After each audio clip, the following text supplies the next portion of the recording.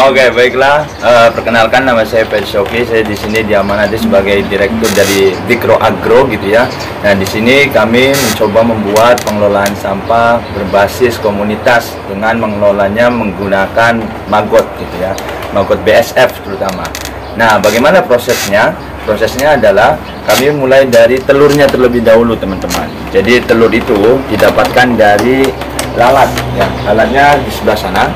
Ya, awalnya di sebelah sana lalatnya gitu. Nanti kita akan lihat proses lalatnya.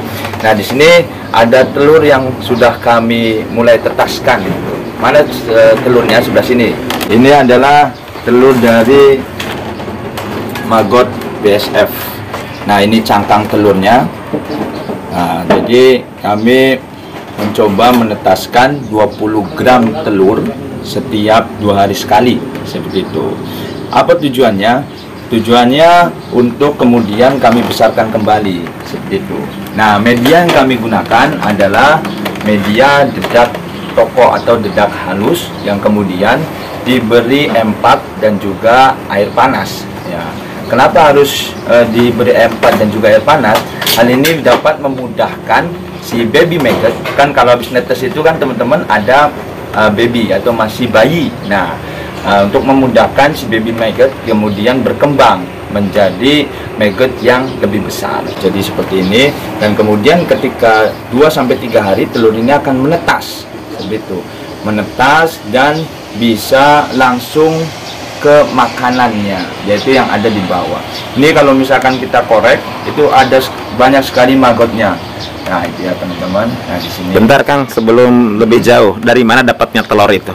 Oh, telur ini teman-teman dapat dari lalat BSF seperti itu. Di sini ada lalat BSF. Ada lalatnya di sebelah sana. Artinya di saat ada orang yang memerlukan telur, bisa pesan ke sini. Ya, boleh. Oke. Ya, nanti kami kondisikan untuk panen 2 hari sekali. Nah, seperti itu ya. Jadi silakan teman-teman yang ingin berkunjung ataupun belajar ya bisa ke Dikro Agro yang ada di Astana Japura. Oke, setelah dari sini kemana lagi? Setelah dari sini umur 7 hari kita pindahkan. Jadi kita biarkan selama 7 hari gitu ya.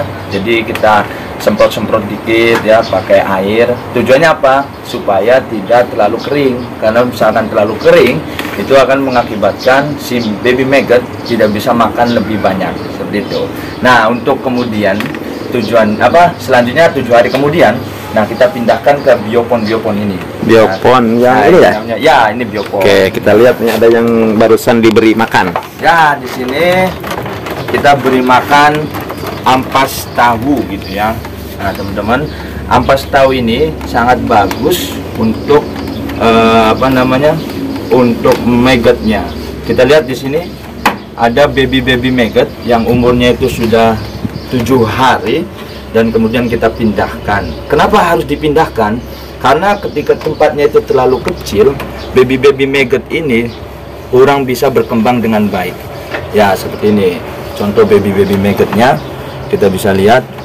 Dan ini ketika sudah 10-13 hari, baby maggot ini akan menjadi maggot yang dewasa gitu ya, teman-teman. Nah, baby maggot ini sangat sangat rentan karena oleh karenanya kita beri pakannya itu ampas tahu. Tujuannya agar lebih cepat besarnya gitu. Ampas tahu itu untuk medianya ya? Ya. Jadi artinya tidak selamanya harus ampas tahu kan? Betul sekali. Apa aja itu yang memang bisa jadiin media itu? Oke. Jadi bisa saja kalau misalkan di rumah teman-teman misalkan kesulitan untuk mencari ampas tahu, ya silakan bisa di sana cari misalkan ada bekasnya ampas kelapa. Nah, itu juga bisa itu teman-teman dijadikan media untuk si maggot ini ya. Terus ada lagi mungkin dedak. Nah, dedak juga bisa. Jadi dedak itu ditaruh di sini gitu ya. Yang penting teman-teman usahakan meminimalisir biaya gitu ya. Misalkan tujuannya tidak hanya meminimalisir biaya, tapi tujuannya adalah mengurangi sampah yang ada di masyarakat. Kalau di sini rutinitasnya pakai ampas tahu? Ampas tahu, terus juga ada organik kayak sayur-sayur dan buah seperti itu. Oke, tadi nyampe ke sini berarti kita ketemu dengan babynya. Nah, kecil-kecil banget ini. Ada kelihatan Ada. Nah, dari sini berapa lama nih disimpan di sini?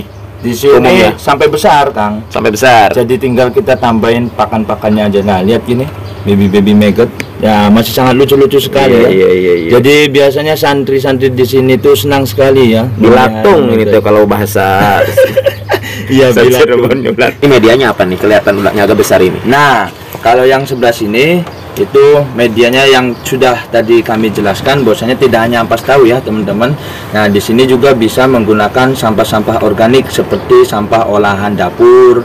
Nah, ini nih dulunya nasi-nasi nih teman-teman ya. Ini juga ada yang masih utuh nih, lontong ya teman-teman bisa lihat. Nah, lontong itu usahakan dibuka lontongnya. Nah, ketika kita buka lontongnya, maggot itu bisa maksimal makannya. Kita bisa lihat di sini.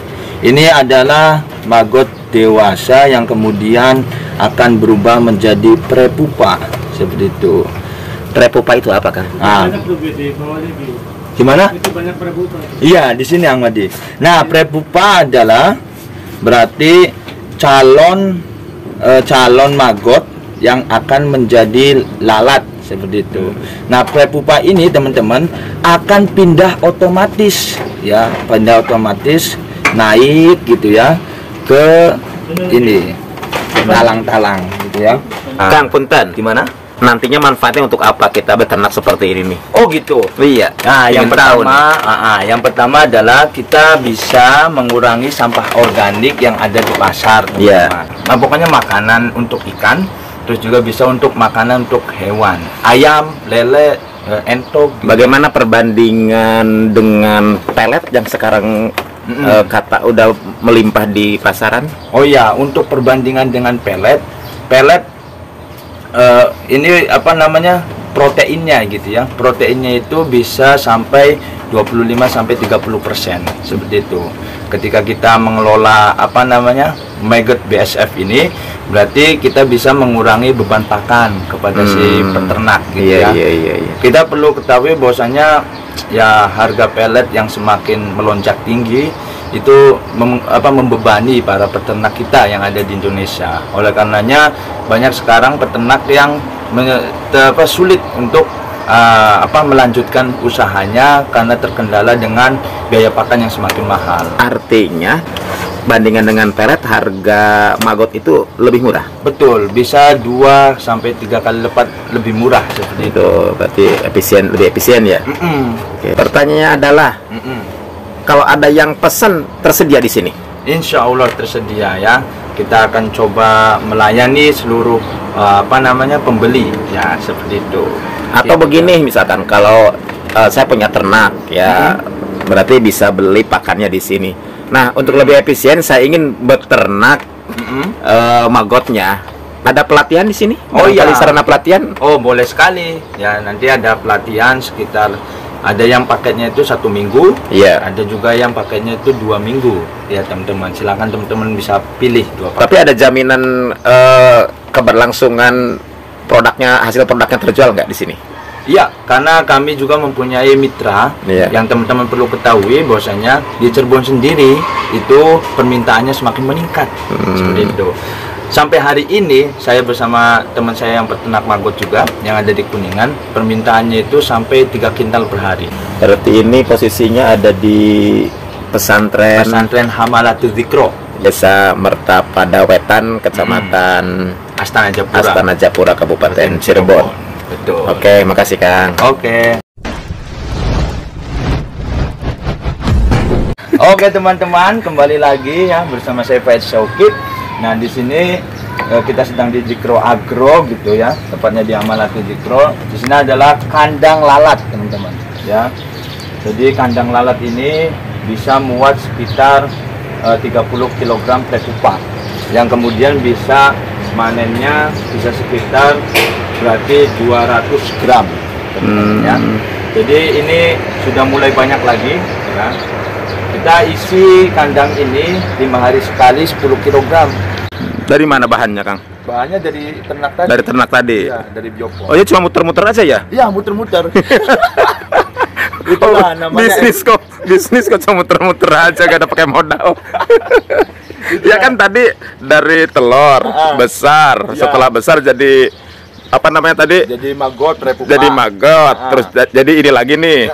Jadi lalat. Lalat. Nanti si lalat ini bertelur lagi. Bertelur lagi, jadi maggot lagi. Nah, sengaja kita buat di atasnya air. Hal ini akan memudahkan kita dalam menyiram. Jadi setiap hari kita itu siram lalat ini ya dengan air di bawah, gitu kan? Kita siram seperti ini ya. Kenapa kita siram? Karena lalat ini butuh yang namanya minum, teman-teman ya. Jadi butuh minum, sehingga kita siramin air setiap harinya ya. Gitu. Oke, cukup 5 aja. Setiap hari 5. Ya, kenapa kita buatnya di atas kolam? Karena ketika kita menyiram, air itu akan kembali lagi ke bawah. Ya, air itu akan kembali lagi ke bawah. Nggak habis-habis saja ya? Iya. Jadi ketika air kembali lagi ke bawah, si lalat itu kan akan mati ketika mereka kawin. Nah, kawinnya juga unik, teman-teman ya. Kawinnya lalat itu pertama mereka ke atas dulu. Iya. Yang laki-lakinya, terus mereka terjun payung, langsung masuk ke perempuan, gitu ya. Nah, itu bisa